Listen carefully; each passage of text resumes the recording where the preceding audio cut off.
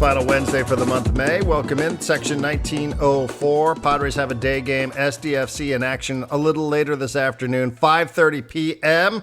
You can listen to that one on San Diego Sports 760. I will be on the call with Adrian Garcia Marquez. Looking forward to it. It's a busy day in sports. Got a ton to get into. Padres, they have figured the recipe for success. It is wait for bad teams in baseball to just hand baseball games to you.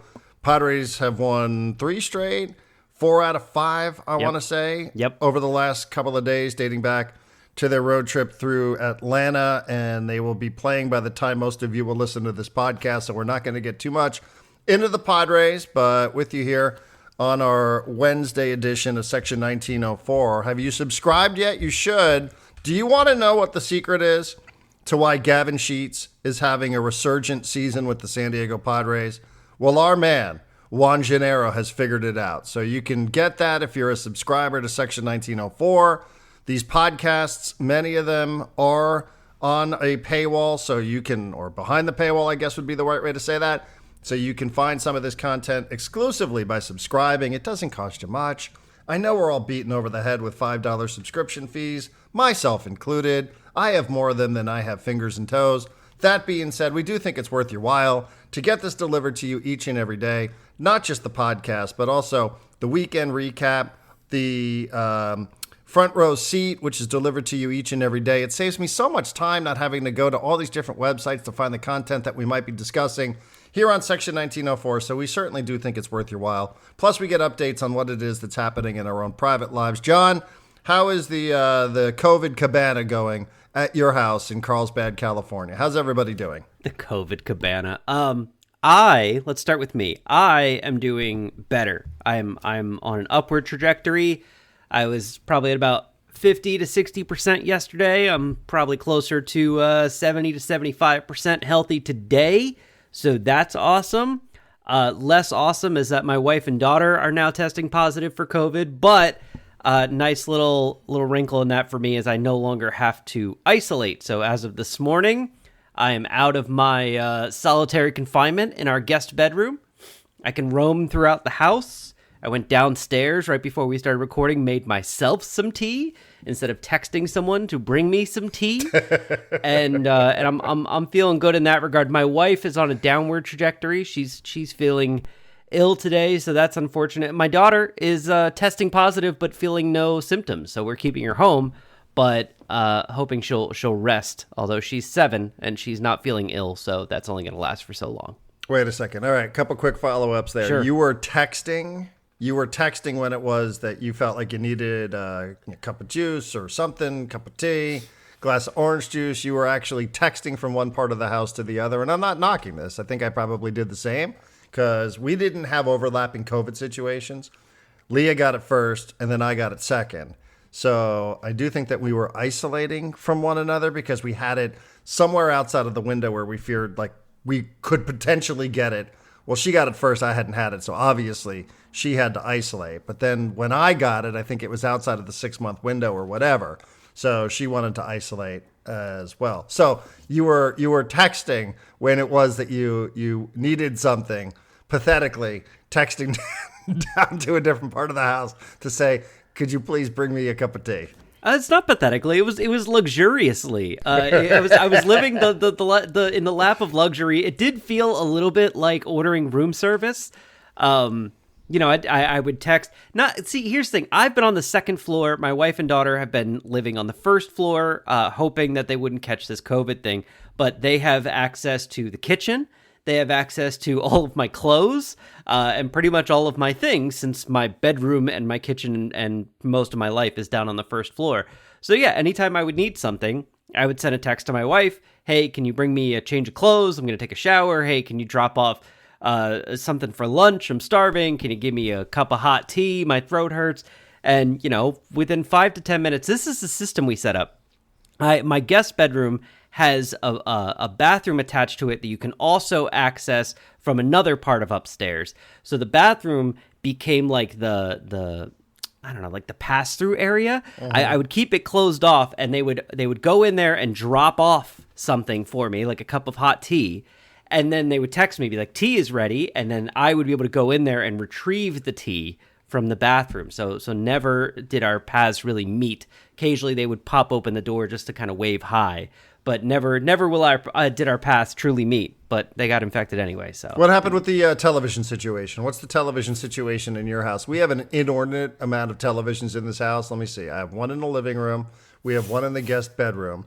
We have one in Leah's office. And we have 3 in the upstairs living room. So that's 3, 4, 5, 6.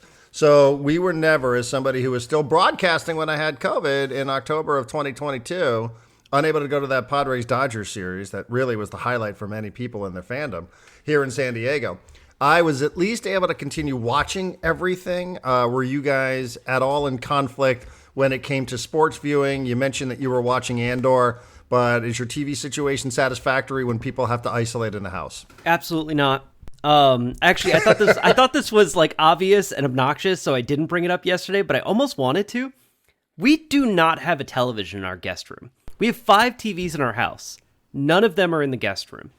And so in my isolation, my joke to myself last night was like my MacBook Pro has started looking at me and just being like, I'm tired, boss. Like, can I have a break, please? Like, I'm ready to be done. It's been screaming at me for days. I have watched, I think, an entire season of Andor on it. It has been the way that I have been taking in Padres games, NBA playoff games.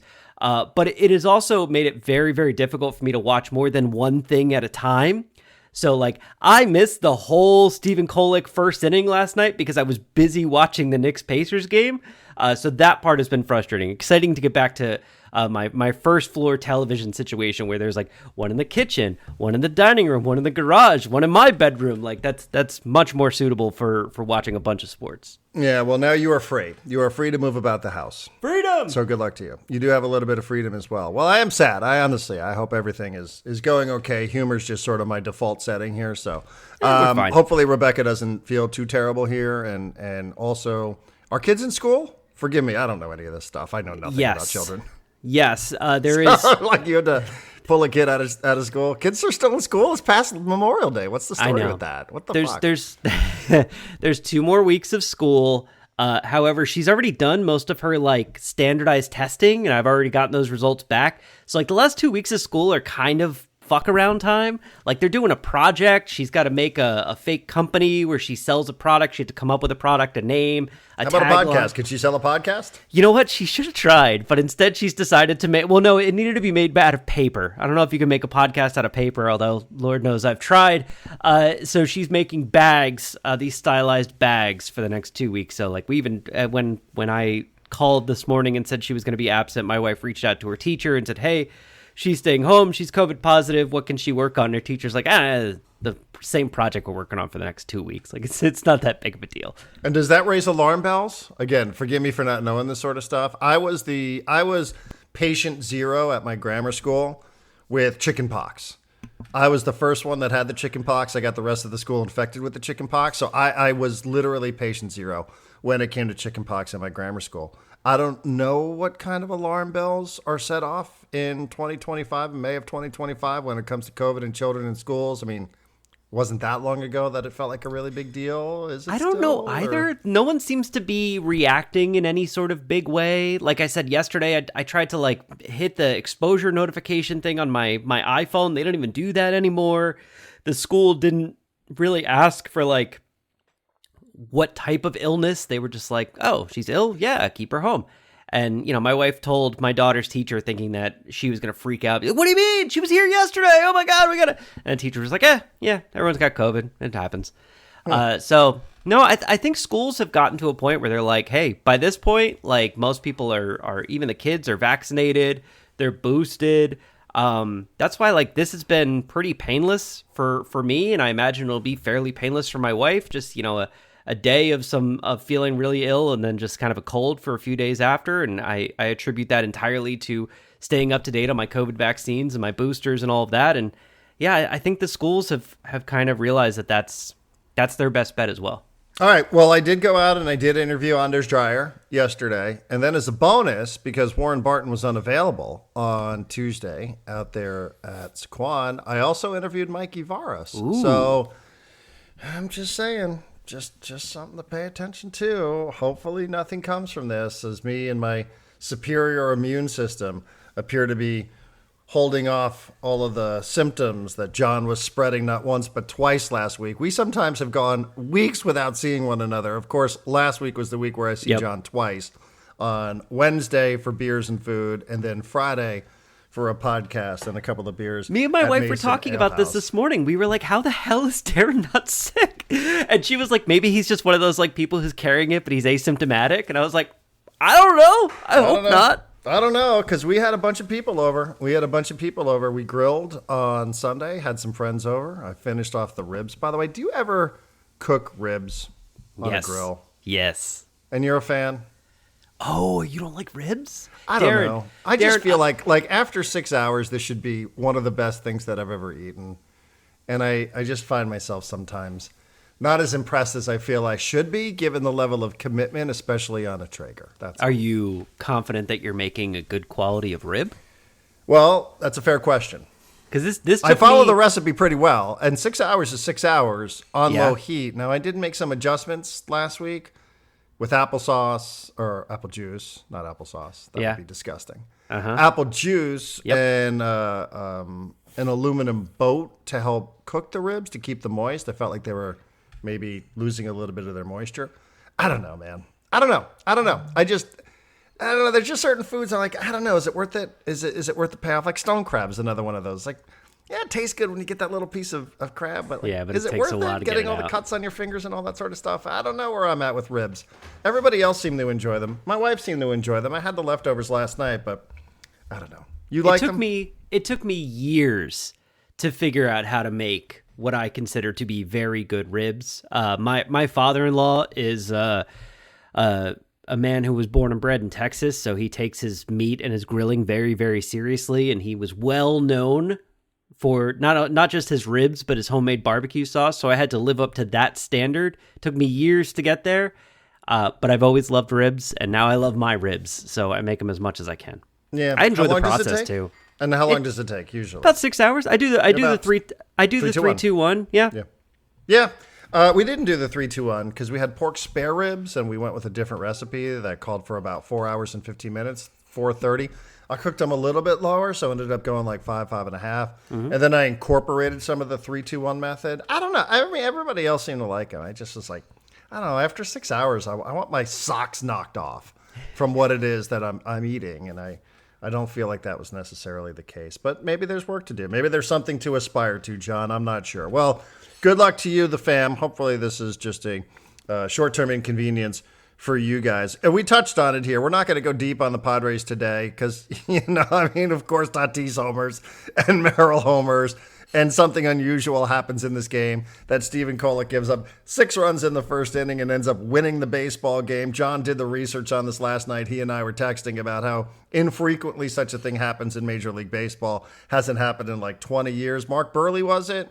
Was it Mark Burley? It was one of those White Sox pitchers. So there was 2 versions of this, and I saw I think AJ Cassavell had the Mark Burley one.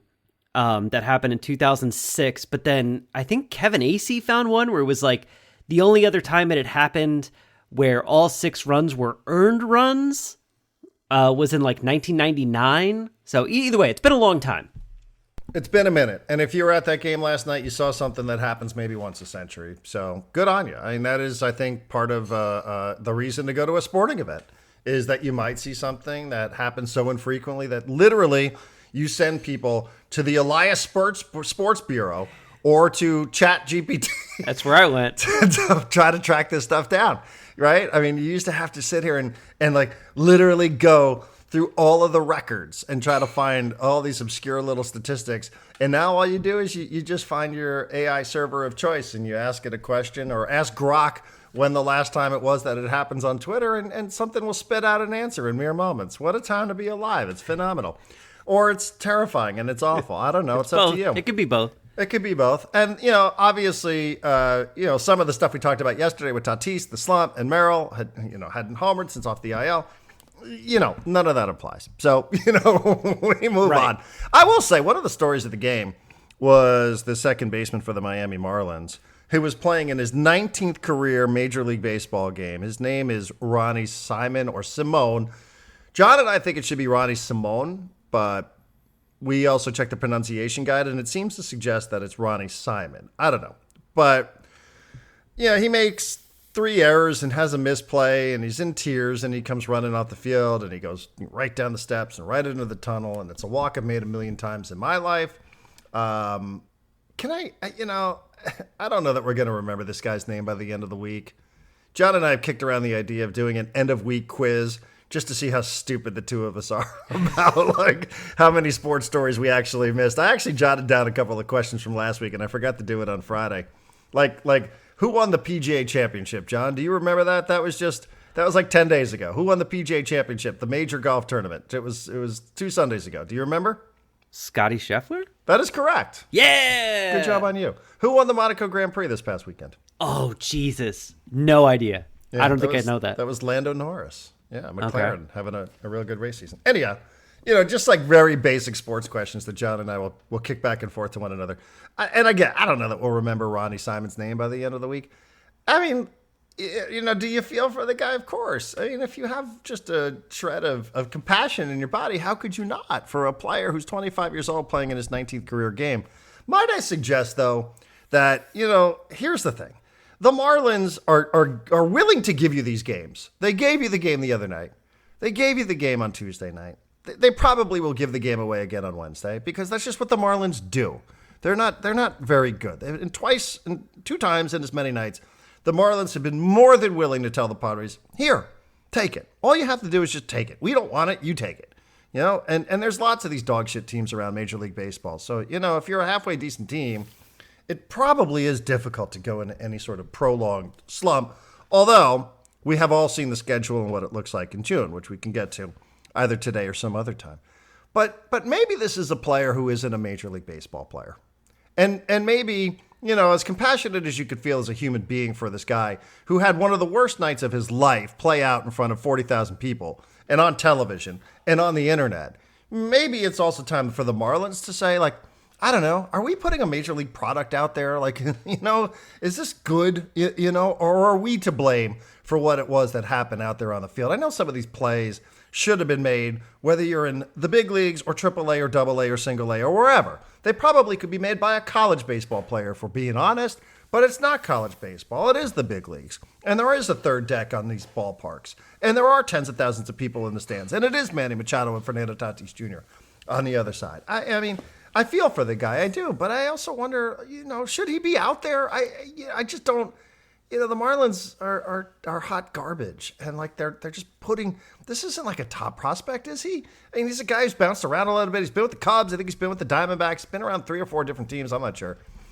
Again, I suspect we'll never hear from this guy again. But I just I'm like, man, I don't know. If I'm the Marlins, I feel pretty lousy about the situation I put this guy in. Yeah, it's interesting because on one side, on the narrative side, on the sports media side, I'm like, this is good to see something like this every once in a while because it shows you, A, how hard this is, and B, the stakes, right? It's really hard, and if you don't pull it off, it feels like there's 40,000 people staring at you, making fun of you, laughing at you, and just ruining every bit of confidence and self-worth that you have in front of cameras and everything else. It shows you how spectacular it is that Jake Cronenworth has never had a moment like this, right?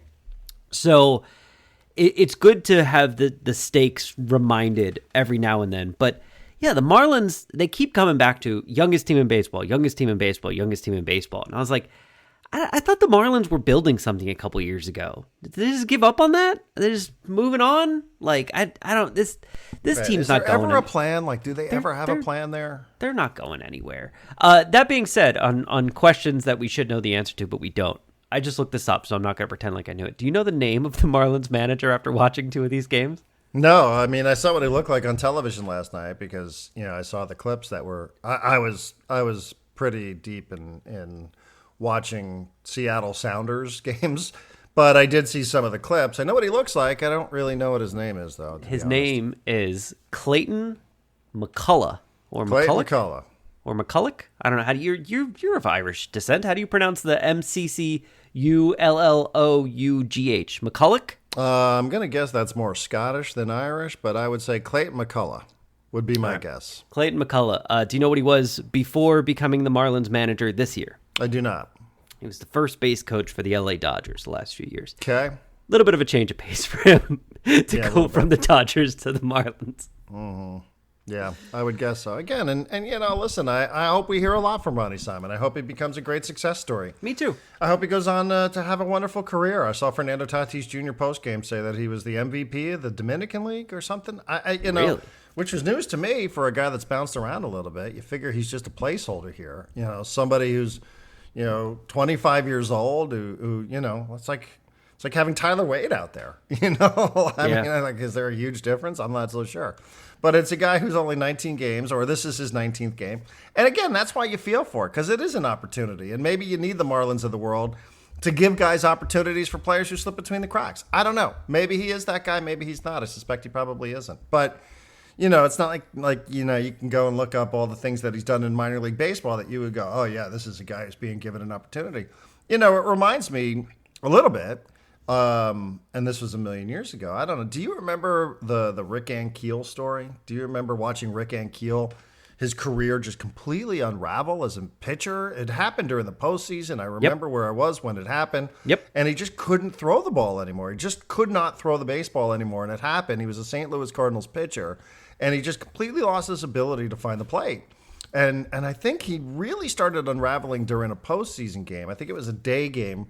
I remember I was at ESPN and I was watching this, and we were all going, what is the story? What is happening here? Yeah. And he just completely unraveled, and they gave up on pitching for a while, and they tried to get him going as a hitter and an outfielder, and that didn't really work. He had a little bit of success, a little bit of a taste of success. I think he made an all-star team. But God, that was like a painful thing to watch. How much of that do you remember? I remember a ton of it. The Rick Ankiel story was so interesting to me because, that's still in person the coolest curveball I've ever seen thrown. Like just 12-6, it flies up, it flies down, curveball, no one could hit it. I loved watching Rick Ankiel pitch. He also, and this is why he turned into an outfielder, I think he made an all-star team as an outfielder, which would probably make him the first player to ever make it both as a pitcher and a position player. I should look these things up, but I wasn't prepared to talk about Rick Ankiel. But I remember it totally, and I remember it being around that time that Dusty Baker basically destroyed Kerry Wood and Mark Pryor, trying to get the Cubs to be better than they were. And I remember blaming Tony La Russa for continuing to not just put Rick Ankiel out there, but just leave him out there when it was obvious that mentally he was really, really struggling. Yeah, I'm actually looking it up now because I wasn't prepared to talk about this either. His name sort of popped into my head, and they picked him to start a playoff game. Suddenly deteriorated. This is Wikipedia. His performance suddenly deteriorated in the third. This was the this was a playoff game. NLDS 2000. Allowed 4 runs, 2 hits, 4 walks, 5 wild pitches before being removed with 2 outs. All of a sudden it was the craziest thing in the world to watch. Ankiel set the record for wild pitches in a postseason career and postseason inning. He threw 20 pitches in his next game. 5 of them were wild pitches, or 2 were wild pitches. Others were pass balls, whatever. Sailed over the heads. Yeah, I mean, it was just like the most incredible thing you've ever seen because he was a phenom, there was he was starting game 1 of a postseason series. That's how highly thought of he was at the time. And it just, we've seen some of this, like the mental side of sports to me. And I don't know that that's what happened here with Ronny Simon. I think it's probably premature to suggest that this guy completely just wilted mentally. I think it sort of looked more physical than mental. But other guys we've seen that have just completely, they just lose the ability. Chuck Knobloch was an infielder. Steve Sachs was another guy where they just could not guide the ball over to first base. Remember when Chuck Knobloch hit Keith Olbermann's mom in the face with an errant throw? Do you remember that? It's not funny, but the way you put it, and you've sent me this video 5 times over the course of our friendship. Yes, I remember that well. Who was the pitcher that couldn't throw to first base? Was it Kenny Rogers in the World Series? Wasn't it one of the Cubs guys with his Jonathan Lester? It was Lester. And the leads that these guys would take, it was like 50 feet. off the bag. And the guys were just bunting at him because they were just like, yeah, we know you can't throw. And he was like racing them to first base. Like, it's weird how much throwing a baseball is about touch. Right? That's the other thing, too. In sports, when you identify the weakness, it's like a boxer who's got a cut over his eye. You might think it's really a cruel thing to do, but what do? You keep punching that guy's eye. And if they could have hit every one of these baseballs to Ronny Simon last night, they would have hit every one of those baseballs to Ronny Simon last night. Because they said, this dude can't, he's messed up. So, again, I understand afterwards there's compassion, and it's a fraternity, and it's a union and all that sort of stuff. And I was glad. I hope that guys do reach out and make them feel a little bit better. Even some of the headlines when you're looking it up, I saw, the New York Post, of course, had a headline. You're like, of course. They're like, where is it? Do I have it here somewhere? I don't. But, it said something to the effect of, Marlins infielder, commits 4 errors, runs off field, and is never seen again. Oh, Jesus. And you're just like, oh, man, this poor guy. So I don't know what's going to happen to him. I mean, do you think he plays on Wednesday? Or do you just sort of say, well, why don't you take the day off? Yeah, I'm looking at this headline. Marlins infielder broke down in tears after committing a bunch of errors versus the Padres. No, I don't know where Miami goes after this, but hopefully it's home.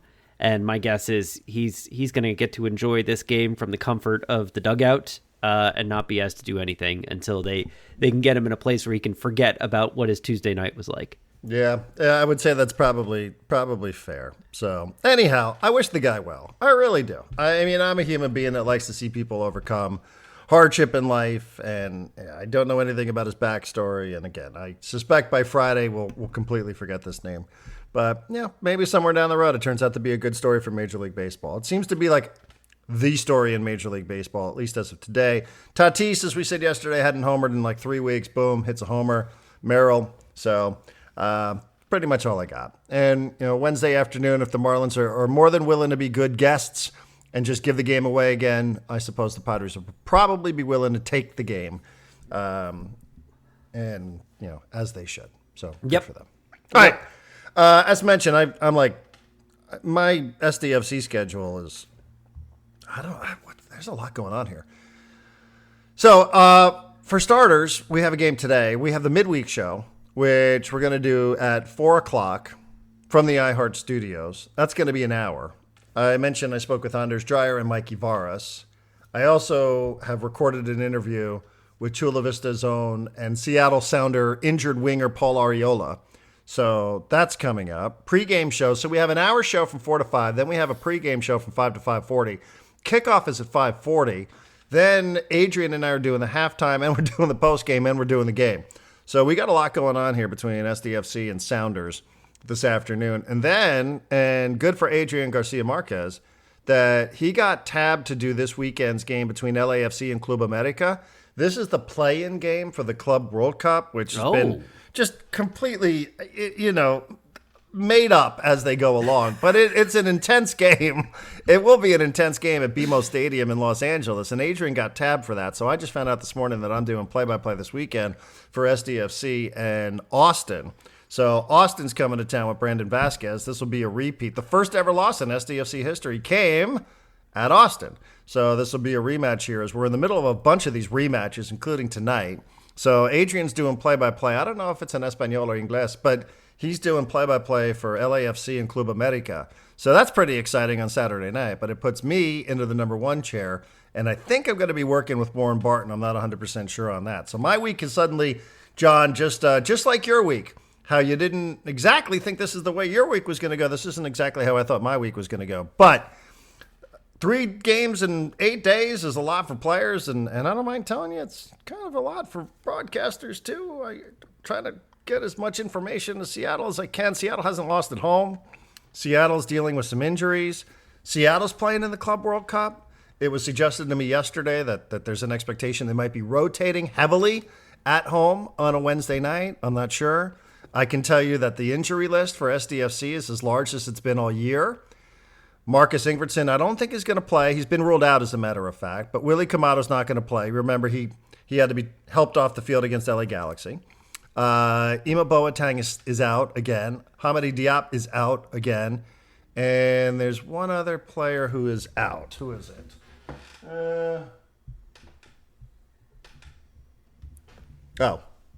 Andres Reyes. Who I don't know. I don't even see him anymore. I've kind of forgot about him. I don't even know where he is. I honestly don't even know that I see him out there. The good news is I think Marcus Ingvartson is going to play on Saturday. Now I don't know anything. I just know that he's as close as he's ever been, and he was a full participant in training. He's not going to play tonight, but he's as close, Mikey said, as he's ever been. And a full participant in training means he might be back on Saturday. And if back, I don't know if it's going to be a starting role. Yeah, that's what I was going to say. Sub role. But, to actually have your number 9 back again, I think would be hopefully a really, really good thing for SDFC, especially at a time where the injured list is as large as it's been. But Seattle doesn't lose at home much. It's on turf. It's a short week. I don't know why this is a 5:30 kick and not a 7:15 kick or 7:30 I was going to kick. ask about that. I have no idea. I don't. I'm not quite sure what the story is there, but you'll have to travel. SDFC played well when it had the 3 games in 8 days. They won at St. Louis. They won at home against Colorado, and then a draw against Sporting KC. When Seattle had to play on short rest, they had to travel to LA. Not the world's most difficult trip, but lost 4-0. San Diego had the benefit of being home, won 2-0. I don't know if that factors in at all tonight, but it's a little bit different. Traveling, short week, emotional win, 2 teams coming off wins, both in good form, both in playoff positions.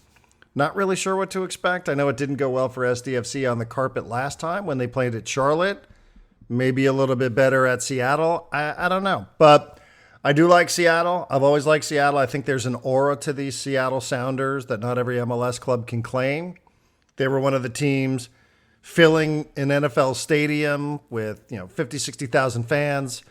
So, they've got a little bit of history here that predates Major League Soccer. So I've always appreciated that. What stands out to me, though, John, is before I got rolling with Anders Dreyer, I asked him, have you ever been to Seattle? He's like, no. And you think, well, why would he have ever gone to Seattle? He's from Denmark. Yeah. He's played his entire career in Europe. But you do kind of lose sight of a lot of these guys have just never been to these cities that they're going to, and they just have no idea. Like, nope, never been to Seattle. He's like, nope, I'd never been to Denver. I'd never been to Salt Lake. All of these things, I'm just learning them for the first time as I go along. You're like, oh, kind of an interesting thing that I must admit I never really think about when these guys from other places are going through it for the first time. I wonder, okay, I have some questions, but first I want to respond to that. I wonder if it's like we used to, at 1090, we worked with our buddy John Browner for a while. And John Browner, after high school, went on to play at some, I think, city colleges and was good enough to go and play basketball in Europe for a couple years. And he kind of told me similar stories where he'd be like, I literally would have no idea where I am. He's like, I'd wake up, I wouldn't even know what country I was in, but I would know, I have a basketball game that day, and I would know who to call to get the taxi to come pick me up to take me to the basketball game that day. And I wonder how much of America, and America's different, right? But I wonder how much of America, for a soccer player who grew up in Europe, following European soccer, I wonder how much we feel like the places where soccer is kind of irrelevant. Because you go play basketball in Greece, and it's the arena is fired up, but it's not like everyone in Greece is going oh my God, it's John Browner from that Greece basketball team that I root for. So I wonder if he goes to Seattle and he's just like, man, no one here cares about me either. I wonder how much it's kind of like the minor leagues or the little leagues to someone like him with his perspective and where he grew up, and the other guys too. Yeah, I mean, I think maybe if there's a place where it'll feel like there's a soccer match happening, Seattle might be one of those kind of places. I don't know what it's like in other places like Salt Lake City or Colorado, right? Like Denver's, right. All Broncos all the time, which is some of the stuff that we've discussed. So, I do think maybe downtown Seattle will give you a little bit of, it's match day and people are kind of into it. But yeah, I mean, I think that's probably a fair point. Some of these guys have played in big time European matches, and the second that you walk out. I think that's one of the things that our supporters have done a good job of is like we've got supporters that have traveled to every one of these games, and they always are outside of the hotel, however many of them there are, 15, 20, whatever, and they somehow bring these drums and they somehow bring these flags, and they're usually standing outside of the hotel, and at least they want them to know, you guys aren't alone. We at least have some representation. I saw a bunch of posts on Instagram earlier today from fans that were getting on planes that were going up to Seattle. So, there would be a little bit of that energy. I don't think it's going to be as big as it was when the team went to Colorado, and there was about 100 people that made that trip, 120, I think, from San Diego. I don't think it's going to be quite that large. But, I think Seattle will be one of those places where you might feel it on match day, even midweek. But you're right. In a lot of these places, you're going to get up, you're going to be like, I don't really know. Where am I? I might have to look this up on a map to make sure. And then you go into a game and you don't really know exactly what to expect. So, that's just kind of what you sign up for. The other interesting thing that Anders said yesterday was, 6 goals. And actually, we had this funny moment where I said, well, you've got 6 goals and 6 assists or 7 assists, depending on which website you look at. And he's like, I have 7 assists. We talked a little bit about the double assist thing that Major League Soccer does that no other league really does in the world. He's like 7. But we talked about the role of him getting called up by his national team, by Denmark again. And, he definitely thought the style that SDFC plays and the success that he's had in this, that it helped him get called up to the Danish national team, which I thought was interesting because that there's an anti-MLS bias out there. And it's part of the story with Lozano getting called up by the Mexican national team.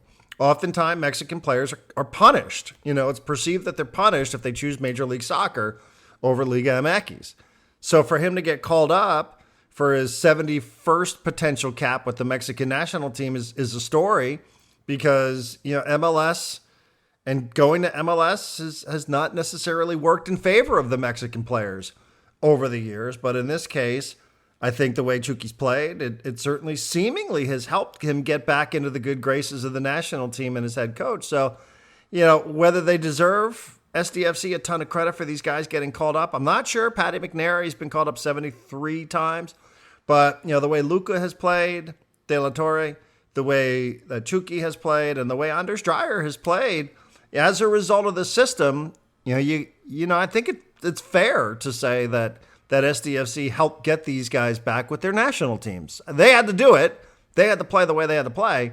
But I do think it's fair to think that it certainly hasn't hurt them the way a lot of people claim that Major League Soccer could potentially hurt players when it comes time for selection from their national teams. And I think that's a good thing if you're SDFC. Something I would certainly be telling people if I were them. Yes, I agree with everything that you've said there. I also think that there's, I'm assuming this exists in soccer because this exists everywhere else. I'm assuming there's a network of coaches that talk to each other about players. And I'm assuming that Mike Ivaras spending as much time as he did with the U.S. men's national team, understanding the type of player that maybe fits well on a national team as opposed to one who doesn't. I'm sure he's giving good recommendations for everyone who calls. Goes, hey, would Chucky take a lesser role on the Mexican national team? And Mikey's like, yeah, man, watch him play defense every now and then. So I'm sure that's not hurting. I have just a weird question, which is I assumed when SDFC was playing these midweek matches that this was kind of like the NFL and that there was 1 or 2 games midweek that were almost standout, let's highlight these teams on a national stage type of thing. Almost every team in MLS is playing tonight, and almost every team in MLS played on Saturday, and almost every team on MLS is playing next Saturday. So this is a thing that the whole league just goes through together? There's just these hellish weeks where the whole league is tired? I guess so, and that you have them within 2 weeks of each other, right? Because it was 2 weeks ago that you had to play 3 times in 8. Yes. And then you get through that and you're like, oh, okay, well, we got 7 out of 9 points there. Won't have to do that again until later in the summer. And you're like, no, actually, you're going to have to do that again in a week. And you're like, it's horrifying. Yeah, it's a lot. I mean, there is some connection here to the Christian Pulisic stuff about him not wanting to play for the U.S. men's national team. It is true. Like, you do play so many games. You do play so many games in the sport, and it just never ends. I remember when we started doing more soccer talk on radio, I do remember Marty being like, what? Like, when does the season end? I'm like, no. Like, it never ends. You just start a different season. They're just a different season. Yeah, no. This is now, we're talking national team now. We're not talking about club team. And then this summer you get a blend of both because you're going to have the Club World Cup and you're also going to have national teams. So you're going to just get everybody doing all sorts of different things. And I think, listen, there's been a lot of studies about, is it are these guys playing too many games? I think the number that somebody tossed out there about Christian Pulisic, and I will admit, I'll have to take whoever it was that tossed this out there, I'll have to take their word for it, that he's played 120 games over the last 2+ years. That's a lot. That's a lot. But it's also the intensity of the games. Like, no longer now do you just get to say, hey, we'll have a summer full of friendlies and things like that. Yeah. Where this guy will get in there for 45. Everything now has stakes. Everything now is a competition. Everything now is, for seeding. It's, there's no, hey, let's just, let's just roll out a BC squad here. Everything now is some sort of competition. It's a Nations League. It is a qualifier. And it's just, so it's not only the amount of games that you're asked to play, it's the intensity of the games because there's just so many of these tournaments. The Club World Cup, right? The longer you advance, the more money you make for your club, all that sort of stuff. So it just never stops. So I get it. I do understand it. These guys will all be playing a couple of friendlies, but the friendlies are trying to help establish who it is that's going to play in the tournaments, like the Gold Cup and some of the World Cup qualifying that's coming up, and some of the other things that are going on in Europe where there's actual stakes to it. So I think that's fair. It's just it just seemingly never ends. And trust me, as a broadcaster, I'm like, wow, 3 in a week, that's a lot. That's like a lot of, especially when you're, learning new teams. And thankfully there's a little bit of previous history here with Seattle and Austin. So I don't have to completely start from scratch like I would with other clubs. But, it's just there's a lot going on there. So it's a lot. All right. One other thing I think that maybe we'll talk about later on as the week goes is I saw this clip on Twitter at Aztecs All In of something, a San Diego State college basketball caravan or something. I don't know what it was. But it was Brian Dutcher talking about Miles Byrd, that Miles Byrd, as of last night, Tuesday night, was still 50-50 on whether he remains in the NBA draft. He has to make a decision by 9 o'clock on Wednesday.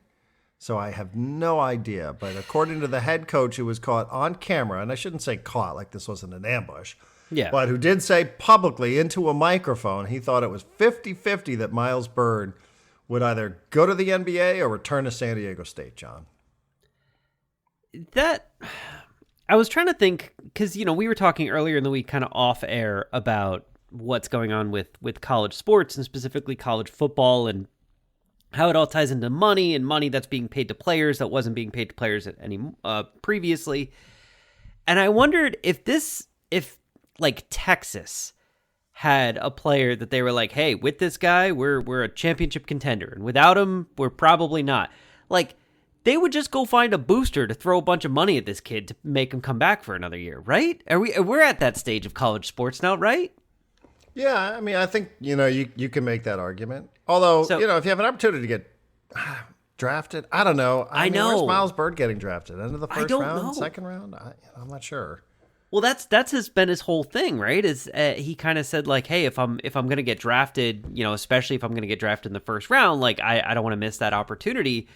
But you don't know for sure that you're going to get drafted in the first round, and then you got to go do training, and God forbid you injure yourself, and then you fall even further, and maybe you're out of the draft, and now you have to sign as the whole thing. And he's probably not leaving for money, so maybe the money doesn't affect it, but it did feel like a situation that a larger program with more tradition and more money backing it might have had solutions for that San Diego State is just kind of hoping for a good outcome. Well, the teams that Dutcher mentioned that I saw in this post, he mentioned Brooklyn, Boston, Phoenix, and Charlotte. And just looking here, Brooklyn has the 26th, 27th pick. Boston has 28. Phoenix has 29. Charlotte has 33 and 34. So Charlotte does not have a first-round pick. So these are the teams. He said, hey, listen, I know that Miles Byrd has worked out. Well, Charlotte has the 4th overall pick, but I don't think Miles Byrd is going 4th overall. Probably not. So when you're talking about those teams, the picks I think you're talking about are 26, 27, 28, 29, 33, or 34. If you get somebody's word that you're going to be selected with the 33rd or 34th pick, is that good enough for you to go to pro? No, that means nothing. It means what nothing. About 26, 27, 28, 29? If they're like, listen, you're on the board there, we're going to take you.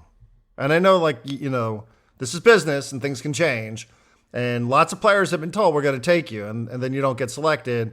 And, it didn't go the way you thought it was going to be. But if you felt really good about being selected 26, 27, 28, 29, would you stay in the draft? Yeah.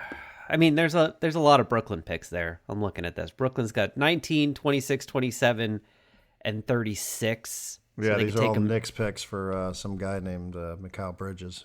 Some of them are. One of them's from Houston. One of them's from 5 different teams. One of them's from Washington. Actually, no, that's a Boston pick. Yeah, I mean, you probably have to trust your gut. If he's still 50-50 at this point, he probably just has to flip a coin and live with it.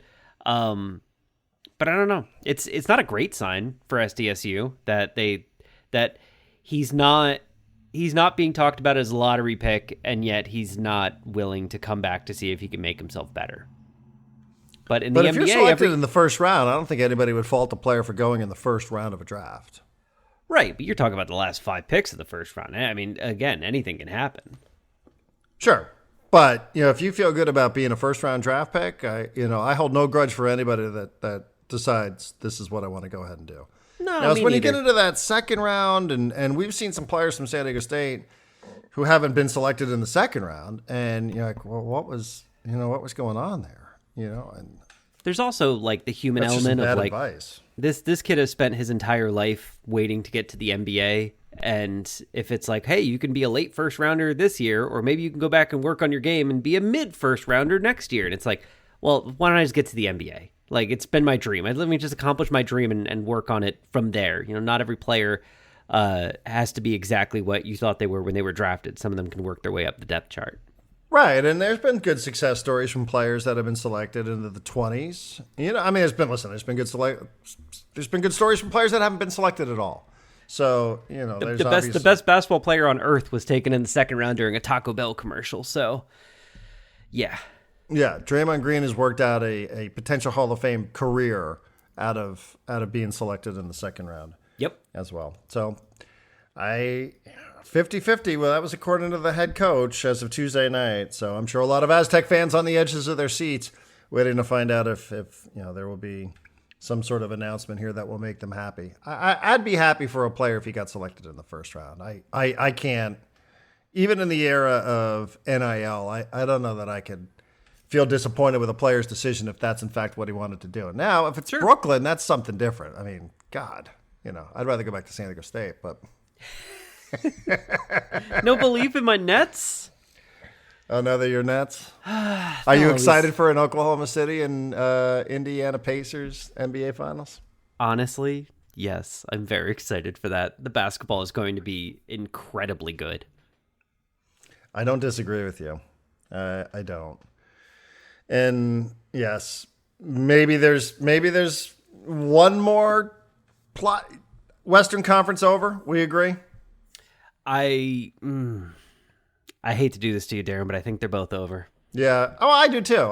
You're not breaking my heart on that one. I think maybe a Game 5 win for the Knicks, but I don't see them. I don't see how they can win. They're not going to beat the Pacers 3 straight times unless something really, really unfortunate happens to the Pacers. Yeah, Halliburton pulls his hamstring or something. If this is, in fact, a Pacers win the Eastern Conference Finals and go on to the NBA Finals, I'm not a big proponent of, teams should fire their coaches after a long playoff run. I tend to think, he got as far as the teams can go. But The Knicks offense is so bad. They've had all year to work on it, and they've done nothing. And their offense is like an offense that you would see from a pickup game at the YMCA. Like the players are better, the talent is better, and so they can score. But oh my God, it's almost like Tibbs or anyone on his coaching staff has no idea or no desire to coach any sort of offense whatsoever. And I think they might need a new coach who can come up with something creatively that's not everyone just run pick and rolls for each other until someone feels like they have a good shot. That's not an NBA offense. There was a post that got added to the group chat last night, John, that I think that sums up everything that you're saying and everything I've suggested about watching this. Yeah. And it's from Ariel A. Pacheco, NBA. This Knicks team has a special way of playing the worst basketball that you've ever seen, all while somehow staying within striking distance. It's incredible. Special kind of torture to watch. He's not. That's nailed it.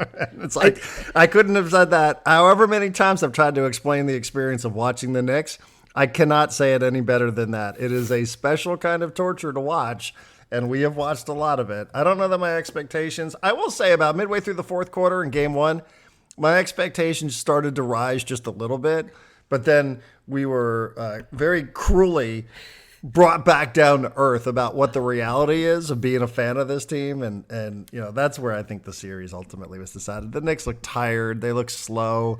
This whole thing with Josh Hart on the bench, even though he's playing the same amount of minutes, I don't understand it. You know, like I guess you got to try something, but you're still out there in the most important points of the game. So I don't really understand what we're even talking about, but it is. I mean, it's just, you kind of watch it and, you know, on our group chat, we're all sort of saying like, oh man, like we're done. You know, like it's just, well, it just feels like, how do you not come out in that situation? But my expectations are exactly where they should have been. I don't know that I would have thought this team would have advanced beyond the Eastern Conference Finals anyway. So I can't say that I'm too emotionally crushed over this. It just is kind of what we're used to. As someone who is honestly trying to root for your happiness and the happiness of my wife, like I've wanted to root for the Knicks, but the Pacers play such a beautiful style of basketball, both offensively and defensively, and they're so well coached. And Carlisle is such a creative coach that like the contrast to Tibbs makes it really hard for me to enjoy rooting for the Knicks, because like Carlisle's over here painting a masterpiece with Tyrese Halliburton, and Tibbs is just like throwing up on the ground and yelling at someone to like turn it into a masterpiece. And it's been brutal to watch. But on the other side of it, I've enjoyed the very linear narrative rise of Tyrese Halliburton. Like, a lot of people didn't know who Tyrese Halliburton was before the inaugural NBA Cup last year, or whatever they called it, the play-in tournament. And he was great in that. And everyone was like, okay, he's making his mark. And then he gets the Pacers all the way to the Eastern Conference Finals last year. And you remember, in the Eastern Conference Finals last year, the Pacers almost beat the Celtics like 4 times. Like every time the game was late, the Pacers would have like a shot to win it, or they'd have the lead and the Celtics would win in the last. And it was like, wow, the Pacers are really close. And then they came back this year. They just put their head down. They did the dirty work. They got better at the end of games. They got better defensively. They got better in transition somehow. And Tyrese Halliburton became a better, healthier player. And now they're just showing you like, hey, this guy is completely ready for everything that he promised last year. He's ready to be one of the faces of the NBA. He's ready to be one of the most dynamic scorers in the NBA. And last night, that was an all-time game from him, and it wasn't particularly surprising. A 30-plus point triple-double with 0 turnovers. He does that, and that's incredible. And this is kind of the beginning of a star turn for Tyrese Halliburton, and I just appreciate that as someone who needs more stars in the NBA, especially stars that aren't in their like late 30s, early 40s in the NBA. Yeah, I can't believe I'm going to say this, but I really don't dislike any of these guys. You know, which is any unusual. Of them? Benedict Matherin's been a pest for the Knicks. He's been injuring people on purpose. Yeah, I mean, if anything, you know what bugs me? No. I'm going to sound like Peter Griffin here. You know what really Excited. grinds my gears? There's a couple things. Number one, these stupid shirts that they make these players wear. Okay? Yes, sirs. Yeah, yes, sirs nation. Number one, that's fucking corny. And they should be embarrassed that they're wearing this sort of stuff. Number two, wherever the microphone is, the crowd microphone, there's a woman who's just screaming the entire match in Indianapolis. And that is really wearing me out, even more than Reggie Miller. And then Pat McAfee. This Pat McAfee moment where he picks up the mic and he does his WWE thing. And maybe it's just me that I don't understand Midwest town mentality. But to get up and just show how inferior you actually feel because you start immediately talking about Spike Lee, Timothy Chalamet, and Ben Stiller, to me, not that I need to take up for those guys. They're fine. But it just was such a small town mentality that Pat McAfee of all people, that he brings that energy and I just don't get it at all. Those are the things that are actually more irritating than any of the other stuff normally that I'd be focusing on when I wasn't truly belly aching about the quality of basketball that I'm watching my team play. Those are the things that bug me. But I will say, of all the things that are getting under my skin, those players really aren't. I kind of do. I kind of appreciate who they are, and I kind of find myself going, man, I wish we had one of those. Yeah, they got a lot of those guys. They got a lot of guys on their team that you're just like, man, I'd give anything for an Aaron Nesmith. I was thinking about that during last night's game. I was like, the thing about Brunson is that he's one of the most incredible 6-foot-tall scorers the NBA has ever seen. The problem with being an incredible 6-foot-tall scorer is eventually you run into someone like Aaron Nesmith, who's 6'6" and can just stay in front of you, and you can't pick him with a pick. It's impressive to watch, and it shows you why the greatest players of all time are all 6'6" or taller. It's really, really hard to be consistently great at 6 feet tall. He's been doing a great job of it. But yeah, the Pacers have a lot of those types of guys. It's been really hard to not root for them.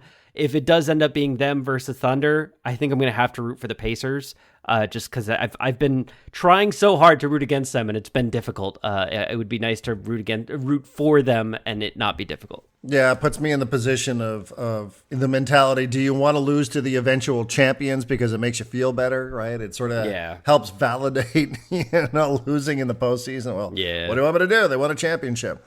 But I really do. I like smart organizations, and I feel like, and they're both smart organizations. I do feel like OKC has had a longer track record of being a smart organization, and I would like to see them break through. And I would like to see them not, we talked about this at the start of the conference finals, that as much as you don't like the bookkeeping on this, technically that franchise does have an NBA championship because the Seattle Sounders, the Seattle Supersonics, won an NBA championship in 1979. And I would like to, I don't know. See, now I'm going to talk myself out of this because now I don't want to see a team that vacated a city win an NBA championship and have one to call their own. When the only championship in the franchise's history belongs to Seattle. So, now I'm going to talk myself out of this and somehow talk myself into wanting to see the Pacers win a title. But I do like smart organizations, and I think Sam Presti's really a smart guy with OKC. And, the way they've rebuilt there, I think is something that a lot of teams around the NBA should pay attention to. But, there's some inner conflict now that I'm talking this through live on this podcast. So, I don't know, John. Maybe I'll just skip the whole thing altogether. That's fair. One last thing, and then we can kind of close. Just because I want to draw people's attention to this. I want to draw your attention to this. Maybe this will get you off of hating the Knicks so much over the next game or two of this series. The Pacers have an assistant coach.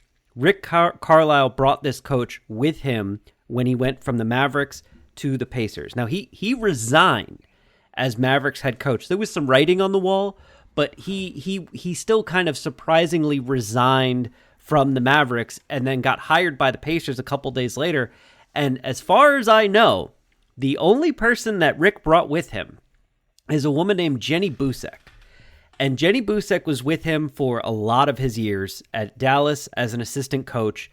And if you watch the sidelines of the Pacers, especially during timeouts, pregame, halftime, something like that, you will almost always see all the players in a circle crowded around and being yelled at by Jenny Busek, while Rick Carlisle is kind of off to the side, supervising. I have a theory that Rick Carlisle brought her with him with the promise of like, I'm not going to do this forever and you can take over when I'm done. That's just a theory in my head, but man, she can fucking coach. And every time you see how well the players respect her, you see them turn to her when they have problems on the court that they need solved real quick, and she's boom right there with an answer. So keep an eye out for Jenny Busek. She's tall, she's blonde, she's pretty, she's always yelling at people, and I think she's one of the best coaches in all of the NBA. And I think, and I would not be surprised if she ended up as the first female head coach in the NBA. All right, good. Well, I hope she coaches the Knicks. Hopefully she doesn't get infected by some of this small town inferiority complex like Pat McAfee and others have in that building. But am I wrong about that? Is that just me being a bitter fan? Or was that kind of cringy? No. It was cringy, but it's also like, what else do they have, Darren? Like, what are they going to do? Like, they have to play little brother to the Knicks because that's always been the rivalry, is that, like, the Pacers are like, yeah, we're the little brother, but we can still knock your ass out, right? And the Knicks are just like, yeah, we don't care about you at all because you're so small town, small potatoes to us. Like, it feeds into the Knicks-Pacers thing a little bit, so I don't mind it completely. I do mind Pat McAfee. Like, this is a whole other conversation we don't have time for, but I do mind Pat McAfee, like, sports commentator, being the guy who's, like, hosting a timeout at a Pacers game and going on the court. And like, I almost went back and rewatched that video when you sent it to me, because I feel like at the end of that video, I saw a thing where McAfee like gives Carlisle like a punch in the shoulder, like, come on, man, let's go. Yeah, and I'm like, it's like a timeout in the fourth quarter or something. I'm like, dude, it's a timeout in the fourth quarter of a playoff game, and you work for ESPN. What the fuck are you doing on the court? Why are you punching one of the coaches in the shoulder? Like, can we fucking chill out with this? Like, either you're a fan or a sports commentator, and I don't know that you can be both at the same time. Like, you can put the ESPN thing behind you and go to a game, sure. But if you're going to be the ESPN guy at the game, I also need you to, like, not be punching the coach in the shoulder. Like, I was thrown off by that whole thing. I don't know how to feel about it except, yeah, cringy, creeped out, and, like, it's not for me, obviously. Yeah, I mean, listen, I've always respected McAfee's success and the hustle, but I have always said, too, I know I'm not the target demographic for that. Yeah. So, obviously, I'm a Coast guy, and I'm always going to be a Coast guy. I just don't understand it. Here you're given the microphone, and immediately it's like, oh, let's send these big city slickers back with their tails between their legs. Fuck those guys. And he's like cussing in public, and I don't care. Like, I just, it's not that. It's just, in a public setting, for whatever it is that you're trying to do about your Midwest values, you sort of betray them when you're in there talking about send those sons of bitches back and give a shit and like on a public forum. Like, I agree. Like that sort of just betrays what it is that you're even trying to project. So it makes it feel even phonier. But anyhow, that's just me being a bitter fan. All right, that's it. We're done. Talk to you Thursday.